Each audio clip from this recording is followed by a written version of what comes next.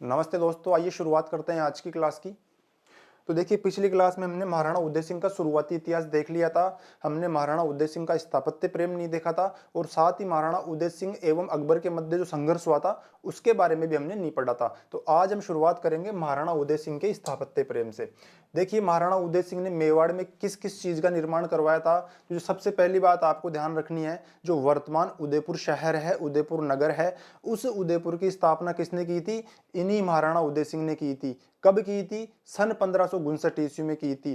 क्यों की थी? तो देखिए, इसलिए की थी क्योंकि इनके समय तक जो मेवाड़ की राजधानी थी वो क्या थी? चित्तौड़गढ़ थी। लेकिन अब चित्तौड़गढ़ को जीतना शत्रु सेना के लिए कोई असंभव कार्य नहीं था। इसीलिए उदय सिंह चाहते थे कि राजधानी को ऐसी जगह पर स्थापित किया जाए जहां पर शत्रु सेना का पहुंचना आसान नहीं हो। इसीलिए उदय सिंह ने उदयपुर शहर, उदयपुर नगर की स्थापना की थी। तो देखिए, लिखिए, पहाड़ी सुरक्षा पाने के लिए 1559 ईस्वी में उदय सिंह ने उदयपुर नगर की स्थापना करी एवं उदयपुर को ही अपनी राजधानी बनाया। देखिए, उदयपुर इस प्रकार से मेवाड़ की कौन से नंबर की राजधानी बनी? चौथे नंबर की राजधानी बनी। तीन राजधानियों के बारे में हमने पहले पढ़ लिया है। चौथी राजधानी कौन बना रहा है? उदयपुर को उदय सिंह बना रहे हैं। तो देखिए, लिखिए, इस प्रकार उदयपुर मेवाड़ की चौथी राजधानी बनी। मेवाड़ की पहली राजधानी कौन सी थी? नागदा। और नागदा को मेवाड़ की राजधानी किसने बनाया था? बप्पा रावल ने। देखिए, लिखिए, नागदा, बप्पा रावल। दूसरी राजधानी कौन सी थी? आहड़। आहड़ को राजधानी किसने बनाया था? अल्लट या आलू राव ने। देखिए, लिखिए, आहड़, अल्लट या आलू राव। तीसरी राजधानी कौन सी थी मेवाड़ की? चित्तौड़गढ़। और चित्तौड़गढ़ को मेवाड़ की राजधानी किसने बनाया था? जैत्र सिंह ने। तो इसका भी आप ध्यान रखना। देखिए, चित्तौड़गढ़, जैत्र सिंह। और चौथी राजधानी अभी अभी हमारे सामने बनी है, किसने बनाया है? उदय सिंह ने उदयपुर को बनाया है। तो देखिए, लिखिए, उदयपुर को उदय सिंह ने बनाया है। महाराणा उदय सिंह के शासनकाल में मेवाड़ को दो राजधानियां मिली थी। महाराणा उदय सिंह ने दो राजधानियां बनाई थी। शुरुआत में इन्होंने उदयपुर बसा करके उदयपुर को अपनी राजधानी बनाया, लेकिन जब अकबर का अधिकार हो जाता है चित्तौड़ एवं उसके आसपास के क्षेत्रों पर, तो उदय सिंह क्या करते हैं? उदयपुर को छोड़ करके चले जाते हैं गोगुंदा को, और गोगुंदा को ही अपनी अगली राजधानी बना लेते हैं। तो देखिए, लिखिए, गोगुंदा को भी किसने राजधानी बनाया? उदय सिंह ने बनाया। तो ध्यान रखना, उदय सिंह के शासनकाल में मेवाड़ को कितनी राजधानियां मिली है? दो राजधानियां मिली है। अब देखिए, उदयपुर नगर की स्थापना को लेकर के ऐसा कहा जाता है कि पिछोला झील के पास में एक साधु तपस्या किया करता था, और महाराणा उदय सिंह ने जहां पर वो साधु तपस्या किया करता था वहीं पर अपने हाथों से उदयपुर नगर की नींव लगाई थी। तो इसका भी आप ध्यान रखना। देखिए, लिखिए, पिछोला झील के पास एक साधु तपस्या किया करता था, और उसी स्थान पर उदय सिंह ने क्या किया था? देखिए, जहां पर वह साधु तपस्या किया करता था उसी स्थान पर उदय सिंह ने उदयपुर नगर की नींव अपने हाथों से लगाई थी। इस स्थान को, जहां पर उदय सिंह ने अपने हाथों से उदयपुर नगर की नींव लगाई थी, जहां पर ये साधु तपस्या किया करता था, इस स्थान को क्या कहा जाता है? पानेड़ा। अर्थात पानेड़ा नामक स्थान पर ही उदयपुर नगर की जो स्थापना संबंधी नींव लगाई गई थी, कहां पर लगाई गई थी? पानेड़ा नामक स्थान पर लगाई गई थी। और बाद में जो पानेड़ा नामक स्थान पर महल बनकर के तैयार हुए, उन महलों को कहा जाता है पानेड़ा के महल। और पानेड़ा के महलों में ही जो गुहिल राजवंश का नया राजा होता है, गुहिल राजवंश के नए राजा का क्या होता है? राज तिलक भी होता है। तो इसका भी आप ध्यान रखना। देखिए, जिस स्थान पर उदय सिंह ने उदयपुर की नींव लगाई थी उस स्थान को क्या कहा जाता है? पानेड़ा कहा जाता है। और पानेड़ा के महलों में ही गुहिल राजवंश के नए महाराजा का क्या किया जाता है? राज तिलक किया जाता है। और यह बात हमें कहां से पता चलती है? डॉक्टर गौरीशंकर हीराचंद्र ओझा की पुस्तक उदयपुर राज्य के इतिहास से। तो देखिए, लिखिए, पानेड़ा के महलों में ही गुहिल राजवंश के नए महाराजा का राज तिलक किया जाता है। और यह बात हमें कहां से पता चलती है?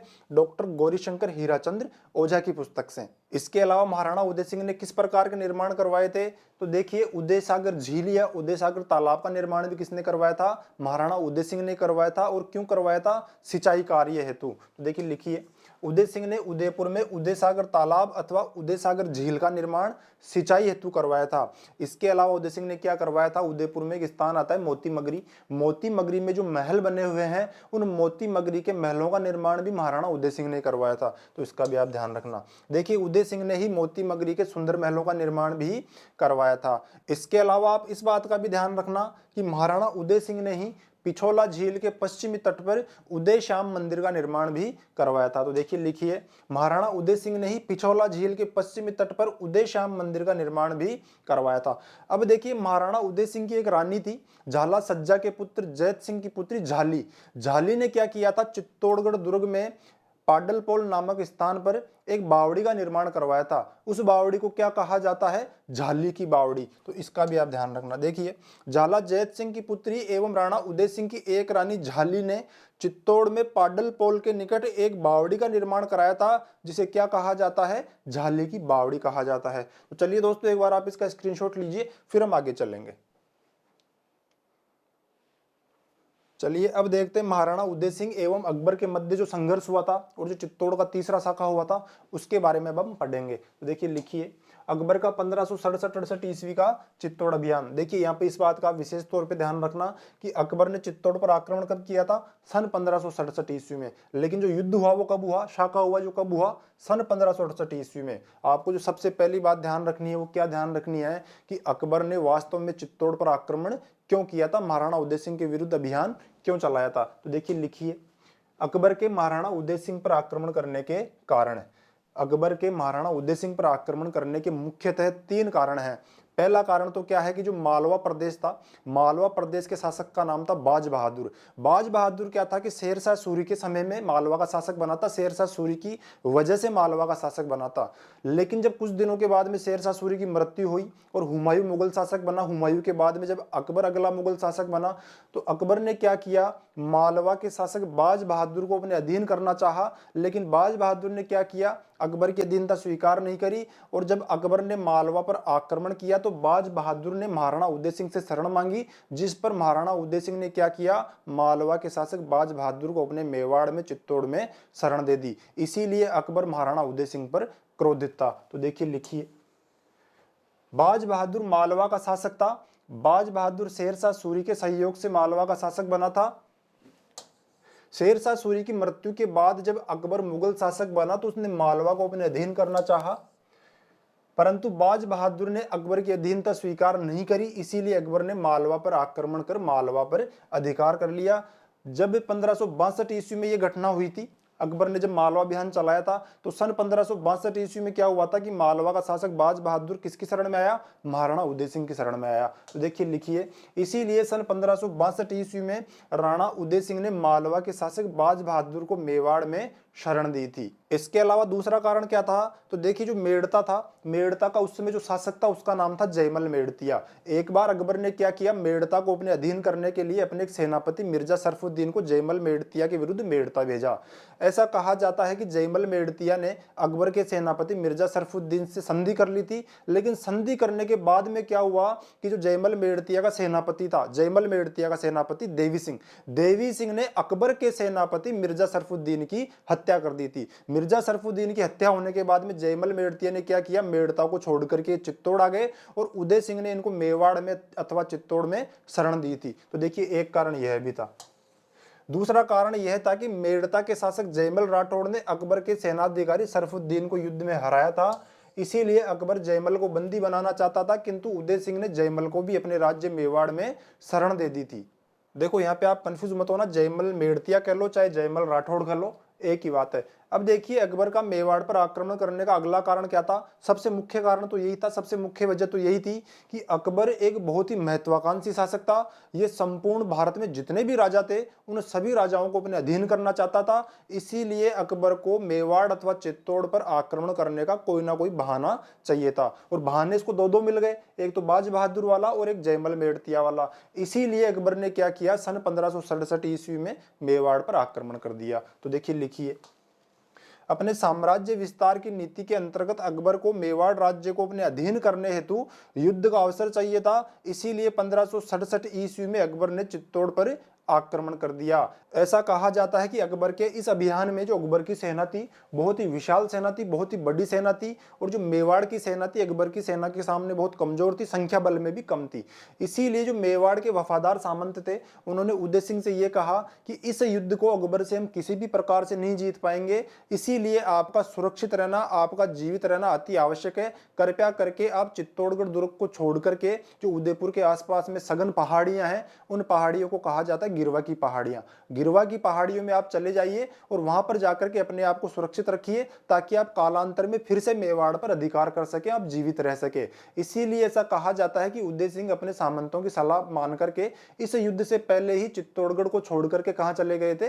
गिरवा की पहाड़ियों में चले गए थे। तो देखिए लिखिए, इस युद्ध में मेवाड़ की सेना अकबर की शक्ति के सामने कमजोर थी, इसीलिए उदय सिंह अपने सरदारों की सलाह मानकर इस युद्ध से पहले ही गिरवा की पहाड़ियों में चले गए थे। जब अकबर को इस बात का पता चला कि मेवाड़ का महाराणा तो चित्तौड़गढ़ दुर्ग को छोड़ करके गिरवा की पहाड़ियों में जा चुका है, तो अकबर ने अपने एक सेनापति को उदय सिंह के पीछे भेजा, उदय सिंह को पकड़ने के लिए। उस सेनापति का नाम क्या था? हुसैन कुली खां या हुसैन कुली बेग। तो इसका भी आप ध्यान रखना। देखिए, अकबर ने महाराणा उदय सिंह को ढूंढने के लिए उनके पीछे हुसैन कुली खां या हुसैन कुली बेग को गिरवा की पहाड़ियों में भेजा, किंतु वह उदय सिंह को नहीं पकड़ पाया।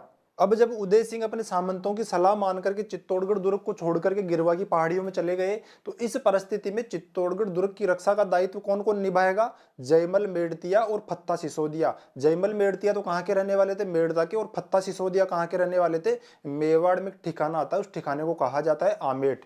आमेट ठिकाने के रहने वाले थे फत्ता सिसोदिया। देखिए लिखिए, इसीलिए अकबर के चित्तौड़ आक्रमण के समय चित्तौड़गढ़ किले की रक्षा का दायित्व मेड़ता के जयमल मेड़तिया एवं आमेट ठिकाने के जागीरदार फत्ता सिसोदिया पर था। इसके अलावा दोस्तों आप एक बात का और ध्यान रखना कि अकबर ने जब सन 1567-68 ईस्वी में मेवाड़ पर आक्रमण किया था, तो इस आक्रमण से पहले एक छोटी सी घटना और मिलती है कि महाराणा उदय सिंह के एक पुत्र थे, उनका नाम था शक्ति सिंह। शक्ति सिंह क्या थे कि महाराणा उदय सिंह से नाराज थे, इसीलिए अकबर की सेवा में चले गए थे।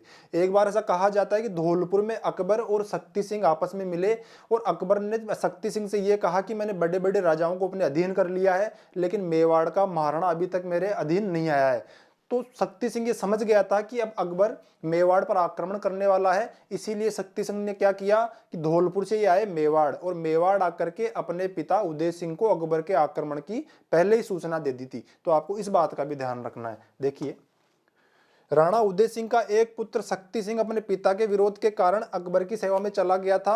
अकबर ने धौलपुर में शक्ति सिंह को मेवाड़ पर आक्रमण करने का संकेत दिया।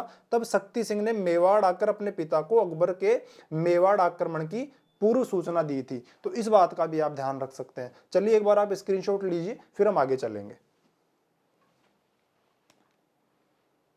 अब देखिए, चित्तौड़गढ़ दुर्ग की रक्षा का भार किसके ऊपर है? जयमल मेड़तिया एवं फत्ता सिसोदिया।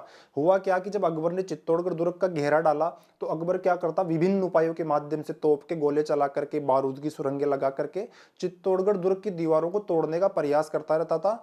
और सारा दिन में कोई चित्तौड़गढ़ की छोटी मोटी दीवार को वो तोड़ भी देता था। लेकिन रात ही रात में क्या करते थे? जयमल मेड़तिया अपने सैनिकों के माध्यम से, अपने कारीगर मिस्त्रियों के माध्यम से उस तोड़ी गई दीवार को पुनर्निर्मित कर देते थे, उसको फिर से बनवा देते थे। ये देख करके क्या था कि अकबर बहुत परेशान हो गया।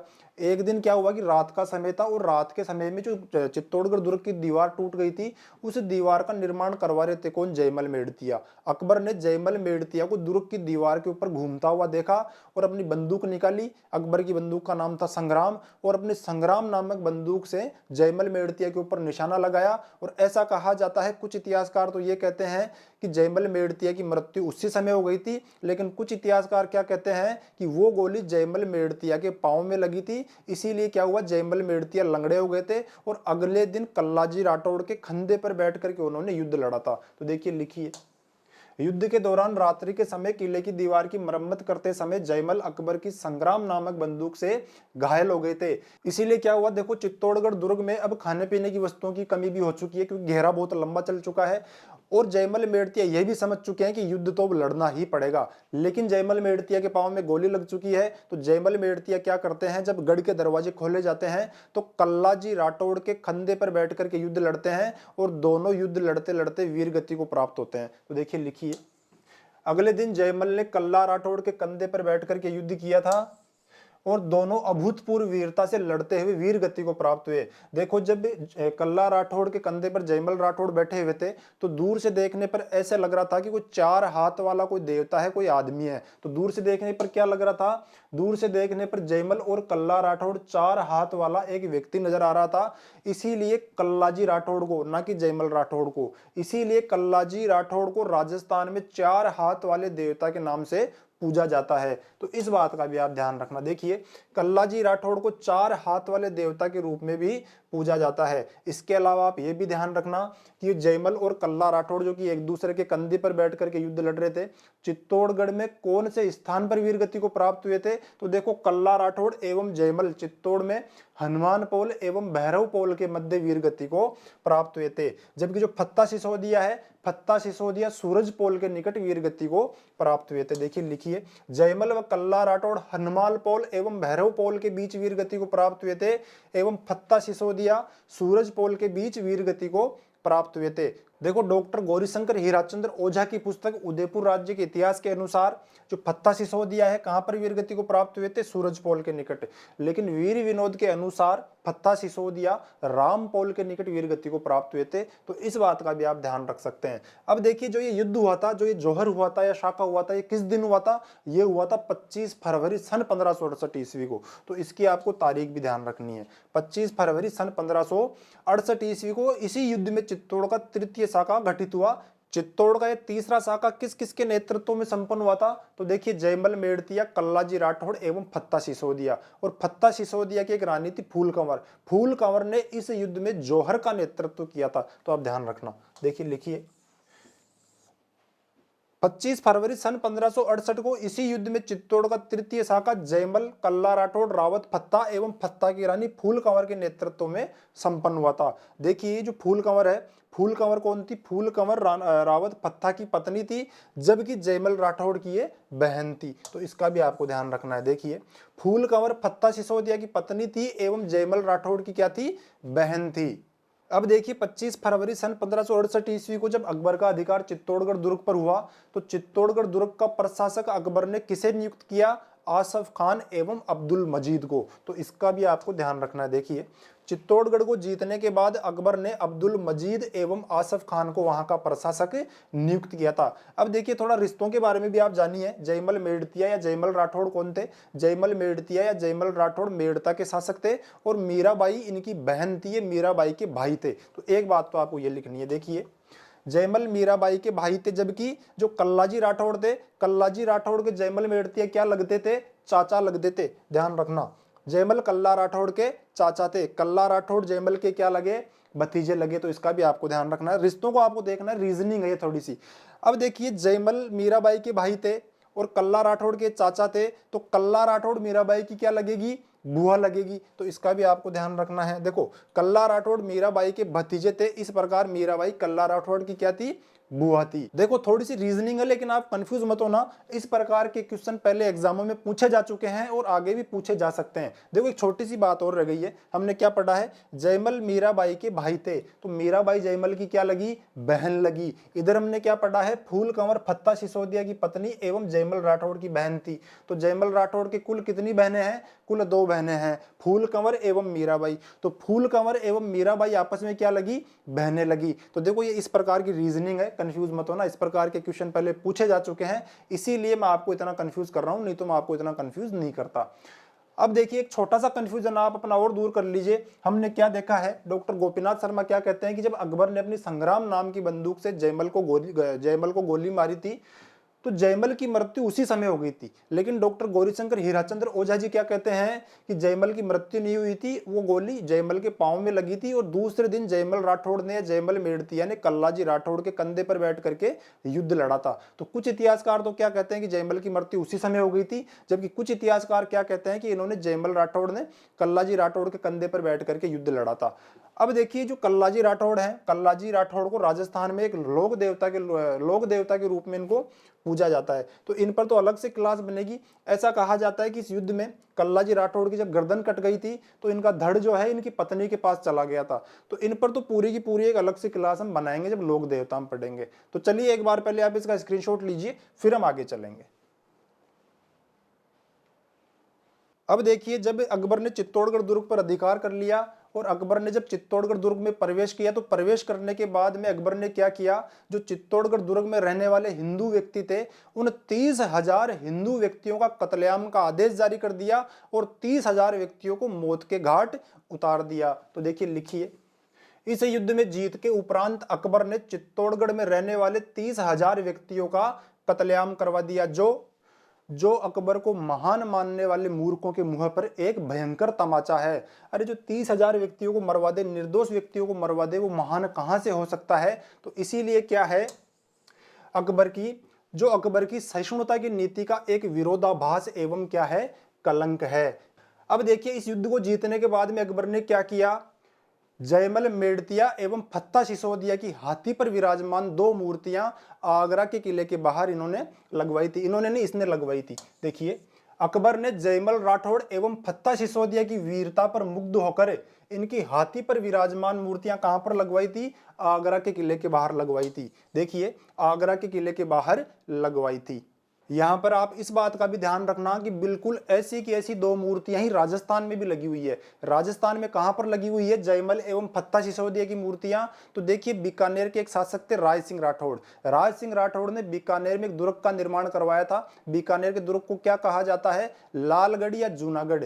राय सिंह ने लालगढ़ या जूनागढ़ दुर्ग के बाहर भी जयमल एवं फत्ता सिसोदिया की हाथी पर विराजमान हूबहू 2 उसी प्रकार की मूर्तियां लगवाई है जिस प्रकार की अकबर ने आगरा के किले के बाहर लगवाई थी। तो इसका भी आप ध्यान रखना। देखिए जबकि बीकानेर के शासक राय सिंह ने भी बीकानेर के दुर्ग जूनागढ़ अथवा लालगढ़ के बाहर जयमल राठौड़ एवं फत्ता सिसोदिया की हाथी पर विराजमान मूर्तियां स्थापित करवाई थी। अब देखिए जब महाराणा उदय सिंह को अकबर के इस कुकृत्य का पता चला कि अकबर ने चित्तौड़गढ़ में रहने वाले 30,000 निर्दोष लोगों को मरवा दिया है, तो उदय सिंह काफी दुखी हुए और हमेशा बीमार रहने लगे। और उन्होंने इस युद्ध के बाद में उदयपुर, जो उनकी राजधानी हुआ करता था, उदयपुर को छोड़ दिया और गोगुंदा को ही अपनी राजधानी बना लिया। और आखिर में क्या हुआ, 28 फरवरी सन 1572 ईस्वी में होली के दिन उदय सिंह की गोगुंदा में ही मृत्यु हो गई।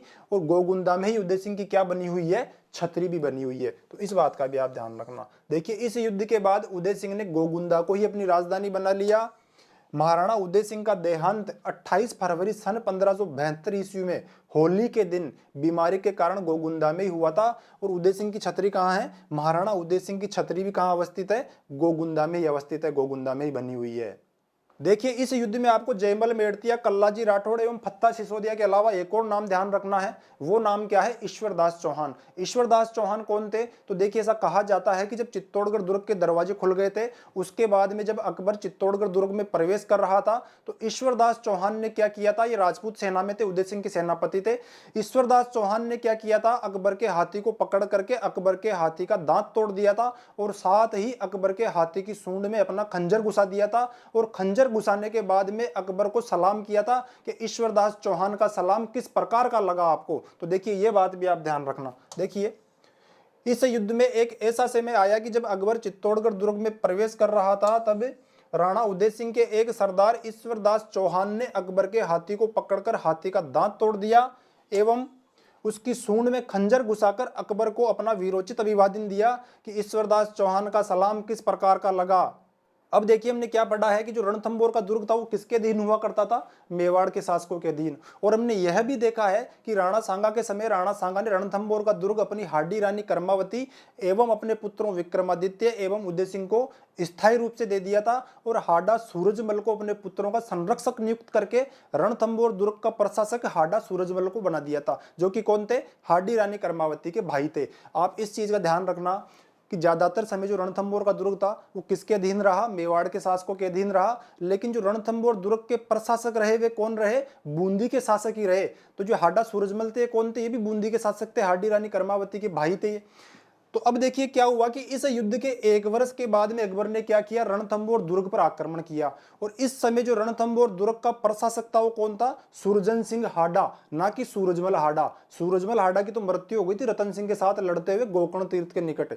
अभी जो रणथंभौर दुर्ग का प्रशासक है वो है सुरजन सिंह हाडा। जब अकबर ने इस युद्ध के 1 साल बाद में रणथंभौर दुर्ग पर आक्रमण किया, तो ऐसा कहा जाता है कि सुरजन सिंह हाडा ने अकबर से बिना युद्ध किए ही रणथंभौर का दुर्ग अकबर को सौंप दिया और अकबर की अधीनता स्वीकार कर ली। तो देखिए लिखिए, इस युद्ध के 1 वर्ष बाद अकबर ने मेवाड़ राज्य के अधीन आने वाले रणथंभौर दुर्ग पर आक्रमण किया, जिससे बूंदी के शासक एवं रणथंभौर के प्रशासक सुरजन हाडा ने या सुरजन सिंह हाडा ने बिना लड़े ही अकबर की अधीनता स्वीकार कर ली। यहां पर आप इस बात का विशेष तौर पे ध्यान रखना कि सुरजन हाडा ही बूंदी का प्रथम शासक था जिसने क्या किया था, अकबर की अधीनता स्वीकार करी थी और मेवाड़ की अधीनता से मुक्त हुआ था। तो इसका आप ध्यान रखना। देखिए, सुरजन सिंह हाडा ही बूंदी का प्रथम शासक था जिसने मेवाड़ की सेवा छोड़कर अकबर की सेवा चुनी थी। देखिए, हमने राणा क्षेत्र सिंह के शासनकाल में क्या पढ़ा था कि राणा क्षेत्र सिंह ने ही सर्वप्रथम बूंदी के अथवा हाड़ौती के हाडा राजाओं को हरा करके अपने अधीन किया था।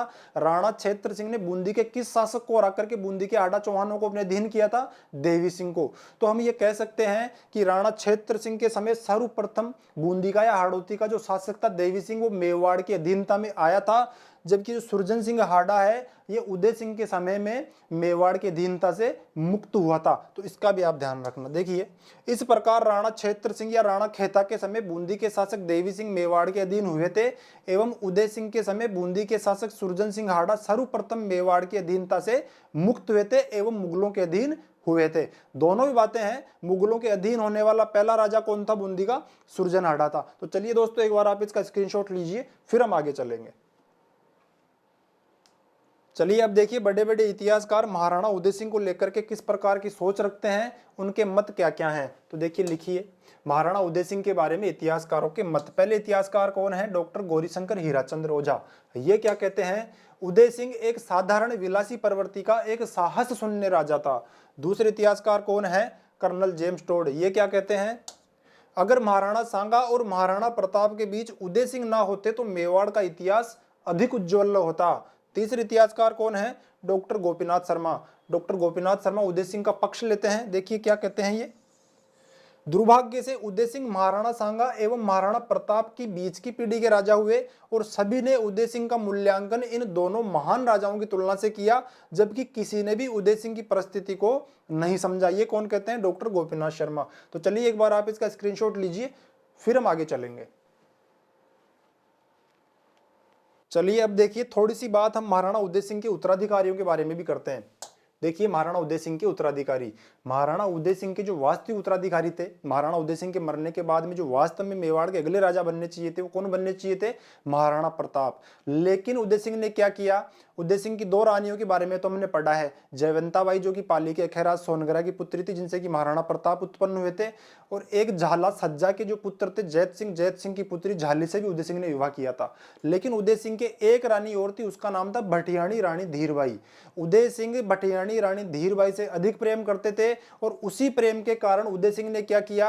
अपने वास्तविक उत्तराधिकारी महाराणा प्रताप को छोड़ करके जो भटियाणी रानी धीरबाई से इनका जो पुत्र उत्पन्न हुआ था जगमाल को अपना उत्तराधिकारी एवं मेवाड़ का युवराज घोषित किया था। तो देखिए, लिखिए, महाराणा उदय सिंह के वास्तविक उत्तराधिकारी महाराणा प्रताप थे, परंतु उदय सिंह अपनी दूसरी रानी भटियाणी रानी धीरबाई से अधिक प्रेम करते थे। इसीलिए उदय सिंह ने अपना उत्तराधिकारी महाराणा प्रताप को ना बना करके भटियाणी रानी धीरबाई के पुत्र जगमाल को बनाया था। अब देखिए क्या हुआ था, जब 28 फरवरी सन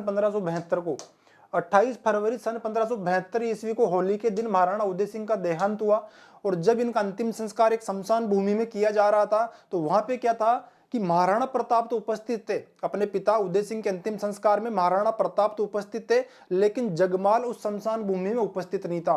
क्यों नहीं था? तो देखो, मेवाड़ में इस प्रकार की परंपरा है कि अपने पिता की मृत्यु के बाद में जो भी अगला राजा बनेगा या जो युवराज होता था, वो अपने पिता के अंतिम संस्कार में नहीं जा सकता था।